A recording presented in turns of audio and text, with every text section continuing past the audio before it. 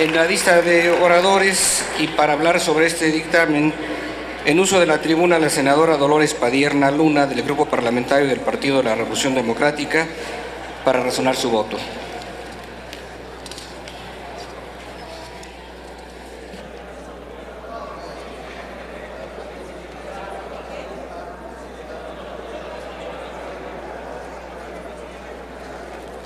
Gracias, presidente. Vengo a razonar el voto del Partido de la Revolución Democrática en relación a la ratificación de los empleados superiores de la Secretaría de Hacienda y Crédito Público, que más allá de las personas que ocuparan estos cargos de tan alta responsabilidad, debemos visualizar los retos que tendrán en esos espacios. La Secretaría de Hacienda va a manejar para el 2013 un presupuesto de 5.937 millones de pesos con 5.754 plazas de servidores públicos. Además, el Servicio de Administración Tributaria va a tener un presupuesto de 13.264 millones de pesos, que tan solo en servicios personales gastará 11.430 millones de pesos en 34.853 plazas de servidores públicos. Si tienen tanto personal, si manejan tanto presupuesto, deben entregar también buenos resultados. Más aún ante la insistencia de afirmar que no hay recursos suficientes y que por eso se quiere privatizar el petróleo y poner el IVA en alimentos y medicinas. Ciertamente la petrolización de los ingresos públicos ha relajado los esfuerzos recaudatorios del gobierno. Como tienen a la mano el dinero de Pemex, no se esfuerzan en cobrar impuestos y muchos de los que cobran se les regresan a los contribuyentes. Por eso México es uno de los países con ingresos tributarios más bajos del mundo, apenas el 10.1% del Producto Interno Bruto. Sin embargo, las cargas tributarias para los contribuyentes cautivos, asalariados, medianas empresas, son excesivos. La gente y las empresas pagan muchos impuestos. La baja recaudación tributaria no obedece tampoco a la existencia de la tasa cero del IVA en alimentos y medicinas, sino a otros factores que dependen directamente de las autoridades tributarias.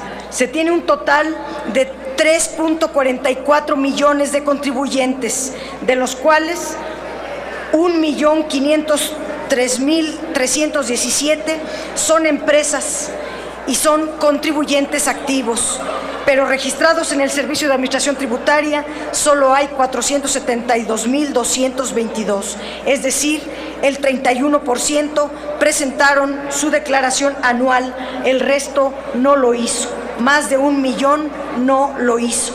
Esto habla de excesiva permisividad, de ineficiencia de las autoridades. En 2012, los contribuyentes interpusieron 36.558 juicios fiscales de primera instancia. De ellos, el SAT ganó 53.6%, perdió 38% y 8.4% siguen pendientes. En segunda instancia se interpusieron 15.601 juicios, de ellos 55.6% ganó el SAT, 44.6% los perdió. Los juicios perdidos representan una pérdida de 87.000 millones de pesos para el erario. La probabilidad de que un contribuyente gane su juicio y que es de 45%.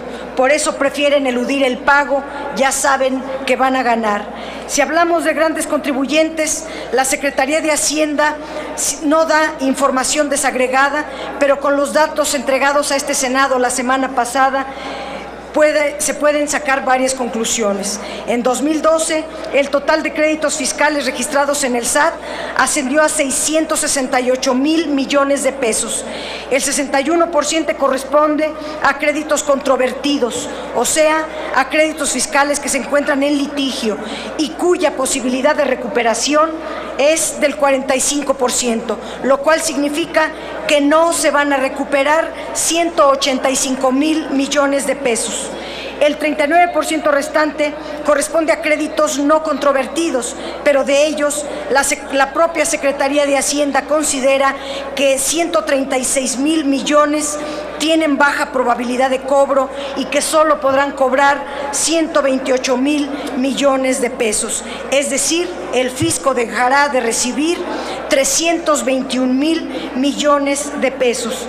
Y destaca que el 84% de los créditos fiscales corresponda a empresas, a grandes empresas, y que con argucias alargan los juicios para que después de 5 años les queden condonados.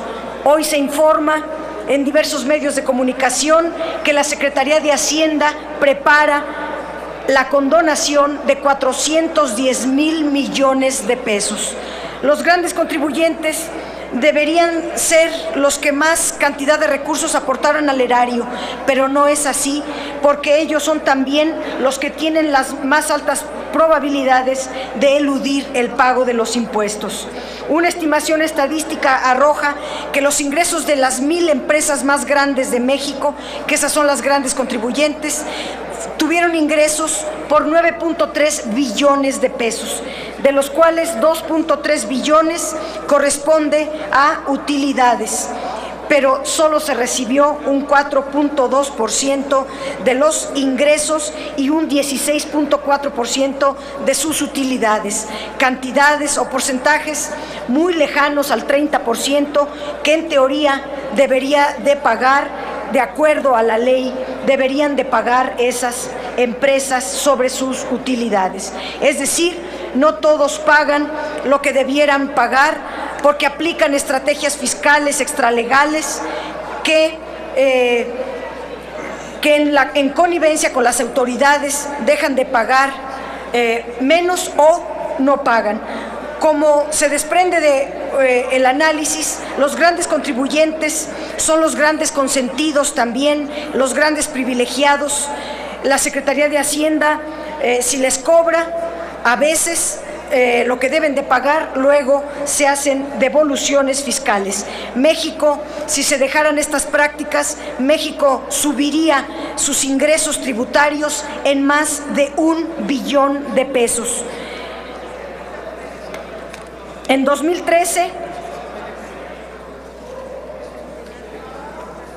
de gastos fiscales en 2013, de impuestos sobre la renta de empresas y de personas físicas, las deducciones, las personas físicas y las empresas en gastos fiscales suman 250,000 millones de pesos, más que para 2013 dejarán de ingresar al erario por los regímenes de privilegio existentes en las leyes y que benefician al mismo grupo de contribuyentes. Y también para ellos son las millonarias devoluciones de impuestos. La Auditoría Superior de la Federación constató que a 93 contribuyentes recibieron en 2011 58,034.3 millones de pesos por devolución de impuestos. Y un dato desgarrador es que 38 casos se les devolvió más de lo que solicitaron, se les devolvió 136.6% más de lo solicitado. De cada peso que se recauda, 21 centavos se devuelven. Ayer la Auditoría Superior informó que las devoluciones de impuestos en 2011 fueron de 285,000 millones de pesos, de los cuales 63,000 millones fue para 20 empresas.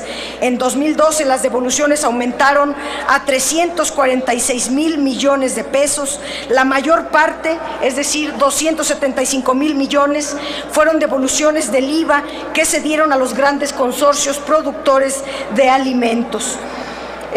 Las áreas que devolvieron estos impuestos son la Administración General de Grandes Contribuyentes, que devolvió 219,161.1 millones de pesos, el 77% del total, y la Administración General de Auditoría Fiscal Federal, que devolvió 61.482.8 millones de pesos, el 21.6%.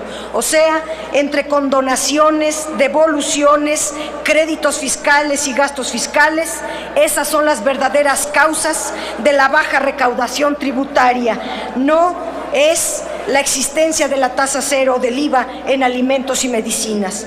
En relación a la deuda subnacional, en 2009 es importante registrar un crecimiento de endeudamiento por 49,000 millones de pesos para compensar la reducción de participaciones federales por 47.7 mil millones de pesos que con motivo de la crisis económica se redujeron. Sin embargo, en 2010 se subsanó el problema. Las participaciones federales aumentaron a 61.6 mil millones de pesos, crecieron 11.5% y sin embargo el monto de endeudamiento nada más para ese año aumentó en 111.6 mil millones de pesos en ese año. Hoy la deuda subnacional suma 406 mil millones de pesos que ponen en riesgo la sostenibilidad de los estados. Si las entidades no solo recuperaron, sino hasta aumentaron las participaciones federales, ¿por qué entonces se multiplicó la deuda? Obvio es que la deuda subnacional se convirtió en un negocio redondo de banqueros, funcionarios y gobernadores. Ahora se propone en el cargo a personas que vienen de la consultoría endeudadora, lo cual puede presentar un conflicto de intereses. Las aduanas son un grave problema para el país. Por el Pacífico entran todas las mercancías chinas a precios subvaluados, con una subfacturación escandalosa que no solo provoca menor recaudación fiscal de derechos aduaneros y otros impuestos, sino que son mercancías que inundan el mercado nacional, dejando en condiciones de nula competitividad a las empresas y las industrias mexicanas, causa también de un bajo crecimiento económico. No me da tiempo para explicar las otras áreas, el análisis de las otras áreas, pero quisiera señalar que el Partido de la Revolución Democrática no va a dar un voto favorable a la ratificación de altos funcionarios. Vamos a abstenernos en 4 de ellos, dado que queremos observar cuál va a ser la conducta de estos servidores públicos. Vamos a tener un seguimiento puntual, mensual, de su actividad, porque al Senado de la República, si le corresponde ratificarlos, se hace también corresponsable. Y va a ser nuestra obligación darle seguimiento a la evolución de estas 4 áreas. Pero hay uno que nos preocupa mucho, que vamos a votar en contra, que es el administrador general de grandes contribuyentes del Servicio de Administración Tributaria, dado que ahí se requieren personas que resuelvan los problemas que hoy sí alcancé a decir: las condonaciones, los gastos fiscales, los créditos fiscales y la devolución de impuestos. Es cuanto, señor presidente. Muchas gracias a la senadora Padilla.